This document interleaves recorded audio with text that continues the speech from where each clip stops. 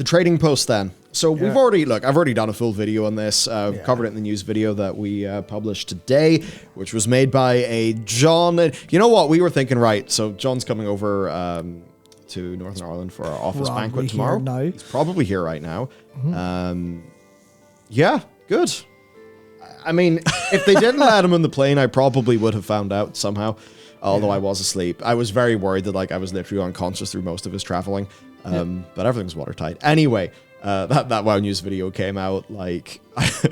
I stayed up all night, did the video, recorded it. He woke up, and I think we had it done. It was done by noon when his car was picking him up at 3 to take him to the airport. So, good shit. Boys are speedy.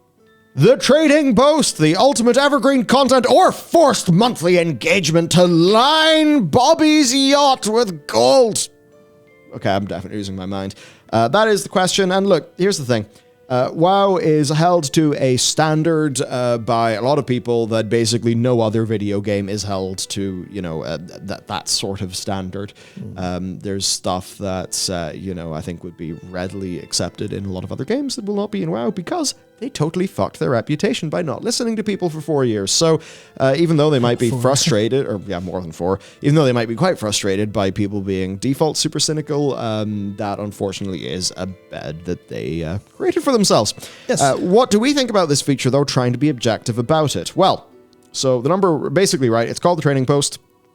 It will have a monthly rotating set of items. These items can be purchased using a new currency called Trader's Tender. Trader's Tender is in no way directly monetized via an additional purchase. The way that it works is that there is essentially, imagine a monthly set of achievements. If you do those little achievement things, which could be resurrecting players, things like even just going to all the dragon aspects and typing in /love. We do have a list of data mined ones available to go. We'll talk to them slowly. Yep, they were in today's video as well. Yep. Just do those things. They're broadly done so that I think rather than trying to sort of incentivize or coerce a lot of gameplay, it is just you will get them while you're doing the things that you want to do. Just looking at the temp values, and I say that because you can earn 1,000 per month. You will accrue 500 on the first of every month for being subscribed. So it says that. I'm assuming that means that if you're subbed at any point during the month, you get the 500. I assume it's that, and not just you need to be subbed in the first of every month. Because I could see you could read it that way. Oh yeah. I'm fairly sure it is just if you're subbed this month, this calendar month, you get your 500. Yeah. My read of that was basically them saying there's no jiggery pokery about timing your subscription or anything. It's just it's fine. So you get 500 a month by default. Which, if you completely forget about this system and are doing other things in the game, you'll always accrue that. Yeah. And then the other 500 a month is earned by doing those activities, a pretty large pool of them. All of this is subject to change. So here's an example. It's called the Traveler's Log. Here it is for February, where the theme is sharing and caring. Imbibe Zanzel's Slow Potion, 50. Resurrect some players, 50. /love some fallen dragons, or some dead dragons, /love some dragon aspects. I mean, there you go. Do all of that. You'll get 200. You've got events there for Holiday, Dungeons and Raids, Dragonflight, Pet Battles, Professions, PvP quests. So basically covering everything. Yeah, so you can get see shit, spend shit. Immediately how this isn't some sort of, you need to work your ass off and get loads of playtime to get this 500. It is very clear. It'll be you could probably knock that 500 out in a day if you're going and targeting things. Yes. But the fact that the Dungeons and Raid category there does largely imply that if you're an active player, you're probably going to get most of the 500 from activities anyway. Yeah. In the sense of, hey, this would be something for, you get the 500 however you want. I think that seems to be the design intent is just you get some of it by playing, some of it by going out of your way. You might want to go out of your way slightly and do something fun. Yes. For specific that. And as we'll go through the Dynamite stuff, there's stuff that's pretty much you can spend a good 20 minutes going and doing this, and it feels like a fun new activity that's involved in the world, as opposed to you get extra rewards piled on for being in the mines, which is a little, which works, but is a little bit just doesn't change your feeling about it. I thought it was good and notable that one of the data mine things is for the Hatching the Hippogriffs mini event. which is just like, oh, that's a little activity that somebody could actually do that they normally wouldn't, and finally there's a reward for it that makes sense. It's exactly and even that, just like this, resurrect people, drink a slow potion, that's just some random shit, go have a little explore around Azeroth, do a few things, return, buy a new thing. I mean, that's fair enough. That's actually a perfect example. Resurrect players, if you're a healer in Raid, you're going to get that by default. So, as for what you get, here's like an example of the monthly rotation. Now, what is notable here is there's a free slot. If you drag an item to that, then whenever, the trading post refreshes, that item will be frozen in there. So if there's like... Oh, that's interesting. If there's 1,500 tender worth of items that you really, really want, you can freeze one of them and buy it next month. So I think that's pretty good. That is something that I think is emblematic of how to look at how Blizzard are doing this. Yeah. They did not have to do that. They would ultimately have seen, theoretically, they would have seen better results in forcing people to play by making sure that they had to get it this time, or they were forced to choose. But instead they went, have some freedom, have this one next time. Obviously you might need to keep it locked there for like 6 months if you want, like if something pops up that you want every time more, but they didn't have to, and they did, which means whoever put this together went, what if people want two things? Oh, well, I'll have a solution to that. So it's still within the parameters of it's a FOMO monthly rotating thing, which fucking every other game uses. But it's still like they put a little protection measure for players in there. They didn't have to. Yeah. And that's like, oh, that's whoever did that, because I know like this is likely a small group of people working on it. Like, hell yeah, that's the stuff that will differentiate predatory psychological methods like a rotating shop, and it being fair enough for people to not be upset by it and have a better experience. Yeah. And that's exactly what, like, if everything had just that little tiny bit of care, then we wouldn't have to be angry with video games all the time. More or less.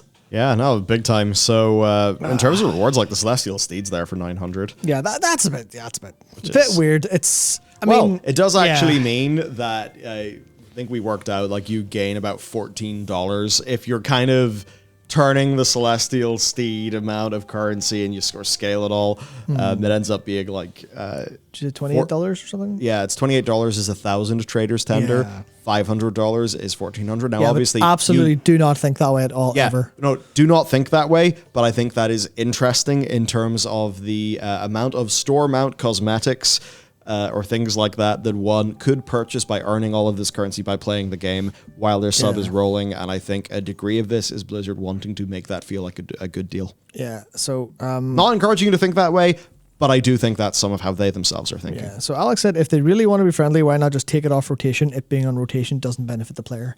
This is where there's this unfortunate thing of what I'm going to call compromise, and also I hate saying this, but rotating stuff and the shop that rotates, it works. It makes people more likely to do it. You think you do? There's a little bit of you think you do, but it's like don't. It's that thing of I guess, right. So if we were to take that to the logical extreme and go, well, why is loot in World of Warcraft random? And the ultimate answer is because on average, across a period of time, people actually enjoy random loot more. Yeah. It's just the emotional enjoyment as opposed to like the rational enjoyment. That's the whole thing about gambling being fun. People like to roll the dice for playing games. You don't play snakes and ladders and just choose how many steps you want to go. This is very different to the corruptions vendor. Because the corruptions vendor is like player power stuff. Yeah, this is definitely. Would it technically be the most fair if you could just earn as much tender as you wanted through doing all the activities and all of the items that were ever going to be on the shop was there? Yes. However, that's a little bit infeasible, and also there has to be a sort of gamification-y bit to it that makes it work. In the same sense that they can't just give you everything, all the cosmetics for free. There is a satisfaction towards working towards it. And it'll be more interesting if you get to pick one more than anything. Yeah, so overall for the possibilities then, unused colorations of existing MOG sets and weapons, previously unobtainable sets, and then weapons that NPCs have used.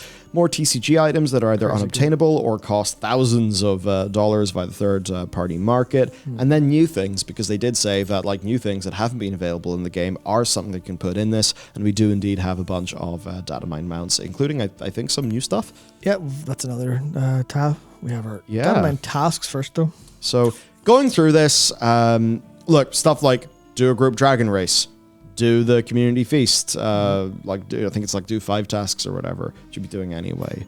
Harpoon a fish with 5 friends, complete weekly gathering quests, do 5 dungeons in a cross-faction group, slash love a bunch of dragons for 50, fallen dragons for 50, fulfill a crafting order for 200. I guess that's because those crafting orders are generally more hard to, to make things. Fish up items, res players, make 20 auctions, hatching of the hippogriffs. Go do the hatching of the hippogriffs, get 150, or another 150. Dark Moon Fair, hug a dead person, eat some cake. Reasonable shit, loot war supply chests. It's a nice mixture of content and pointless fun things that are just kind of engaging in your character, engaging in the world. It's not the most exciting of all time, because I think the obvious comparison you can come with here is that this is very clearly inspired by a couple of other games. I saw people, the reward is 150 of a currency called Tender. You can earn 500 a month. You get 500 a month for logging in, and then you get 500 for, earned through these activities, and then you buy stuff with them. But I've seen people compare it to other things. I think I saw ESO and Star Wars mentioned. SWTOR are giving you 500 cartel coins. Yes. So I don't know those systems just very well. Cash up.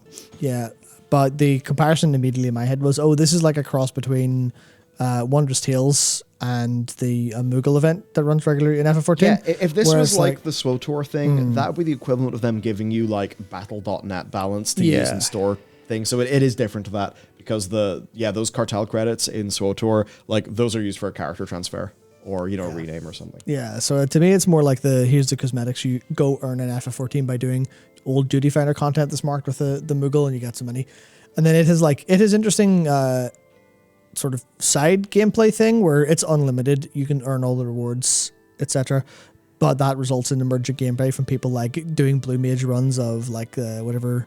I don't know what it is this time because I've not checked in. But whatever the Moogle event is, whatever the dungeon that people are speedrunning with Blue Mages, and that's emergent gameplay. And obviously, it's a little bit of there's another Warframe comparison. There are so many video games. How are you supposed to play them all and understand all their systems?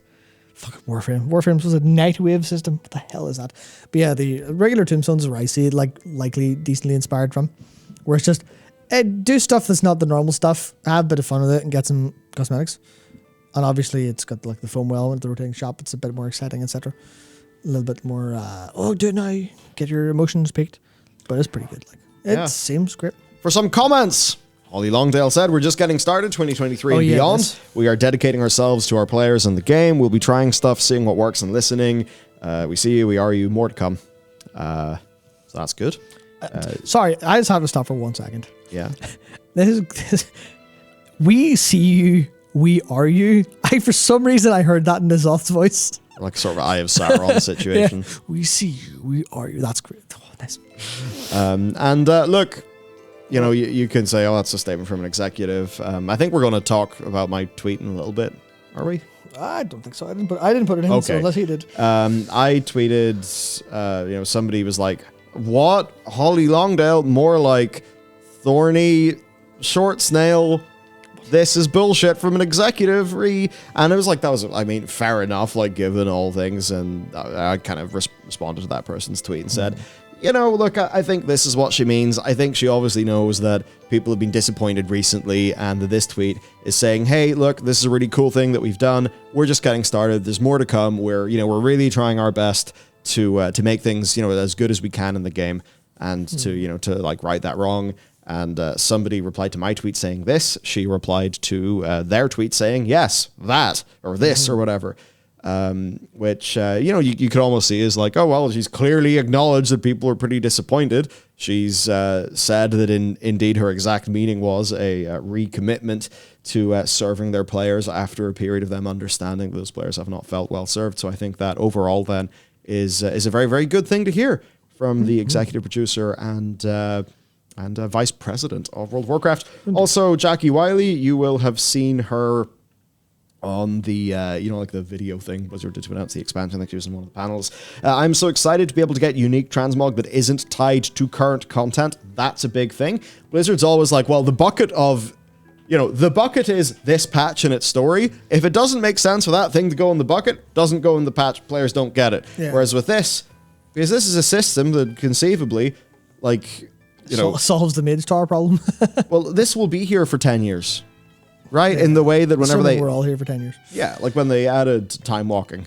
Yeah. It's like, that's a new feature in the game. Forever. Just like that as well. So they're always going to have that. It's always going to rotate every month. There's some seriously awesome stuff coming that I cannot wait to get my hands on. So cool new stuff that's on the way. Community reactions, honestly, seemingly pretty good across the board. Everyone's like, hell yeah. Yeah, people are happy. Yeah, big win. Yeah, so overall, we consider it to be a big win. Ultimately, we can go into the we're going to be analysts. But what this will mean to the actual player is they can do a few more things every month. There maybe will be a cool thing to get in the game every month, like we'll see shortly. More cards, and at the end of the day, they're like, oh, cool, that's the thing I'd like for my character. I'll go and do that. They'll do the thing. They'll feel like they earned it because you do actually have to go and earn that currency by doing things. And then they'll be happy they have a thing they can customize their character with. Yep. That's good. World of Warcraft has suffered from players not having things to do. This equals things to do. Dragonflight is attempting, I think, from a very cynical perspective, I think Dragonflight is the developers trying to give them massive middle finger to people who are saying there's not enough to do and say, well, we're going to give you so much to do, you're actually overwhelmed. See how you like that, fuckers.